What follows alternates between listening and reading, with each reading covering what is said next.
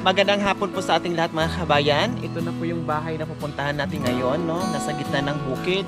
Kaya nadaan pa tayo ng Pilapil mga kabayan bago tayo makaakyat sa bahay ng ating pupuntahan. Kasi isa ito sa nirefer sa ating mga kabayan, no? Nag-message sa ating Facebook page, kaya abot ng ating makakaya, marating natin yung mga nag-message sa atin.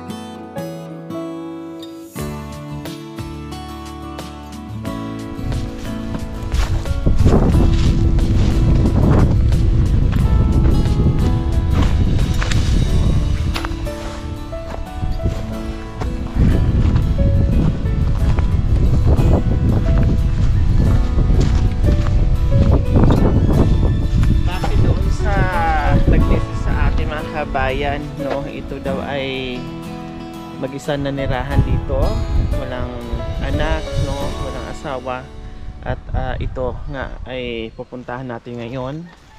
Dito po talaga nakatira si tatay sa masarap na lugar, no, sariwa ang hangin. Yun nga lang, medyo malayo sa mga kapitbahay, pero ang sarap dito mga kabayan.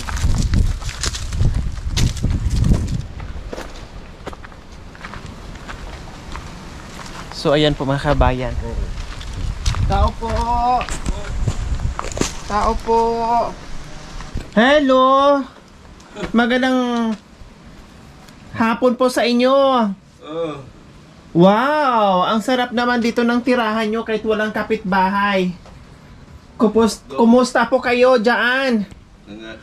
Nasakit na ang tuhod. Masakit na ang tuhod nyo? O sige. Kaya nyo pang bumaba riyaan. Kumusta po ang buhay dito? Anong pangalan niyo po, tatay? Cristobal. Si tatay Cristobal. Ilang taon na po kayo?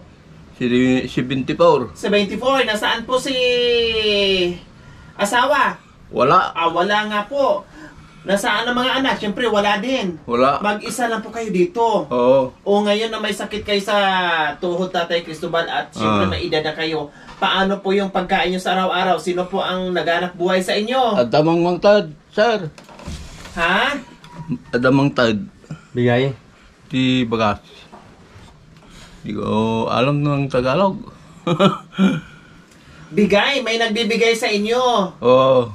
May nagbibigay sa inyo. At kilala nyo po ba yung nag-message sa amin? Inaanak nyo daw po sa kasal. Oo. Oo, siya po yung tumutulong sa inyo. Oo. Okay, so kayo po ba ay nananghalian na? Tapos na kayo kumain? Tapos na, sir. Tapos na, anong ulam nyo po? Wala. Walang ulam? Walang panggatang, Mike. Walang panggatang. Pero ang importante, may bigas po kayo. Wala na. Ubos na. Pero kanina, nakakain na po kayo ng tanghalian. Oo. Tapos na. So ayan po mga kabayan, yung buhay dito ni Tatay Cristobal. Walang asawa, walang anak, nandito nakatira sa bukid, no? At ito yung pamumuhay dito ni tatay. Dati siguro nagtatrabaho si tatay. Siyempre, malamang nagtrabaho ito. Kailan ngayon matanda na, 74 years old, at meron pang iniinda sa tuhod. Talagang hindi na kaya. At buti na lang, yung inaanak niya sa kasal na nag-message sa atin, na humingi sa atin ng pagmamahal. Kaya ito inakyat natin kahit medyo nasa sulok-sulok na, malayo na, sa Kabihasnan, pero sa abot ng makakaya ng buong team ay pinupuntahan at tinitingnan natin yung sitwasyon. Ito nga, nandito na si Tatay Cristobal, nakita na natin, natunto natin yung bahay, at kumain na daw po siya. Wala ng bigas, walang ulam.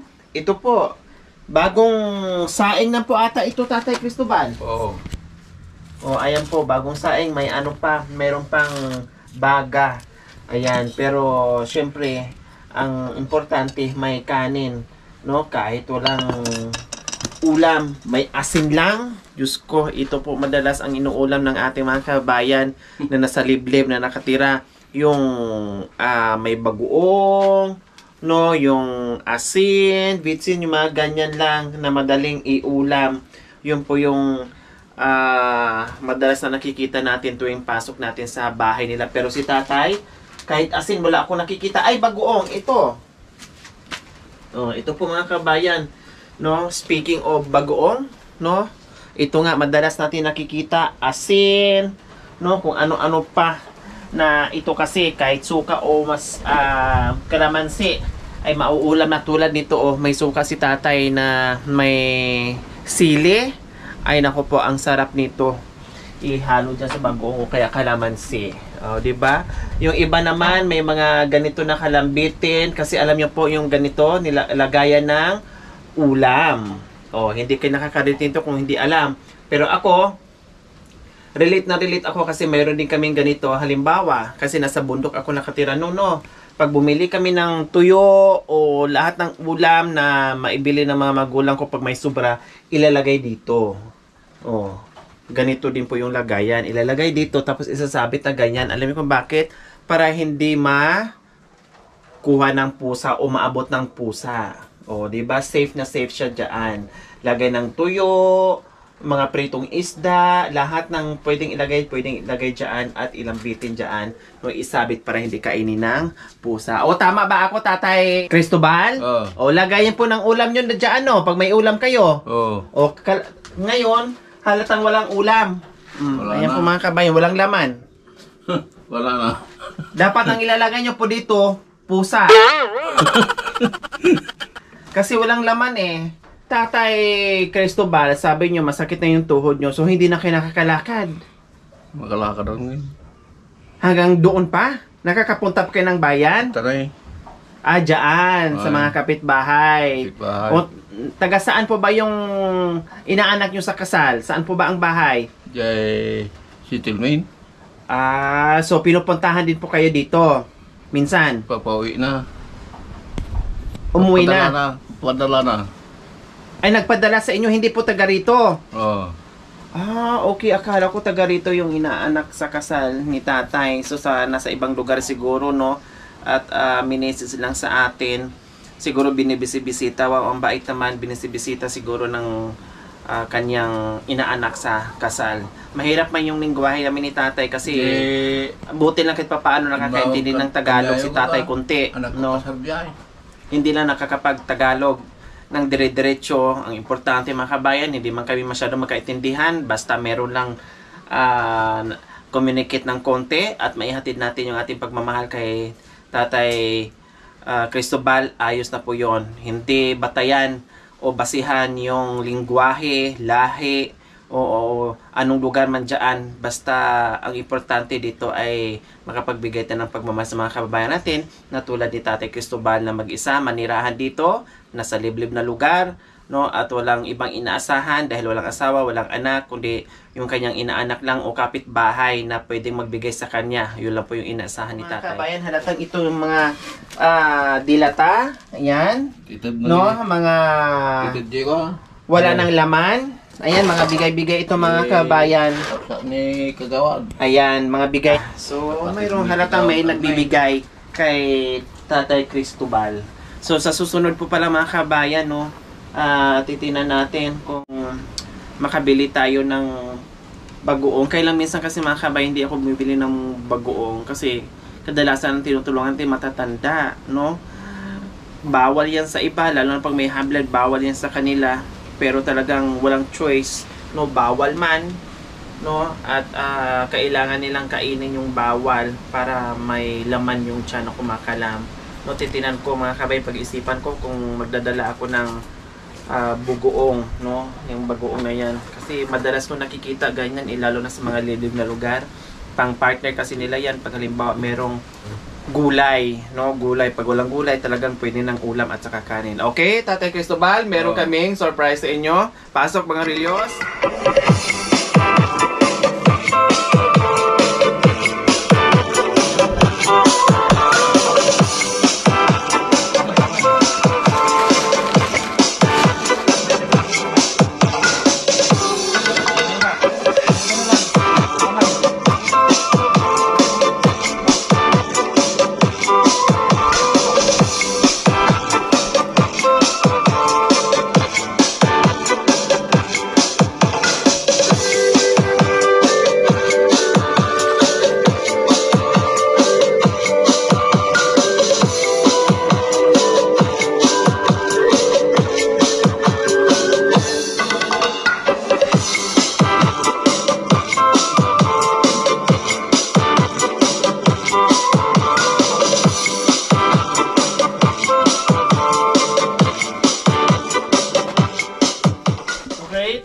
Tatay Cristobal, meron ka na isang sachet bigas at assorted groceries at isang tray na itlog. Siyempre, Tatay Cristobal, hindi lang yan. Meron ka pang cash. Oh.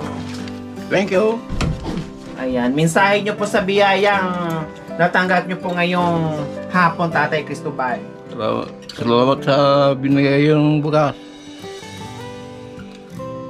Ayan, walang ano man po, Tatay Cristobal.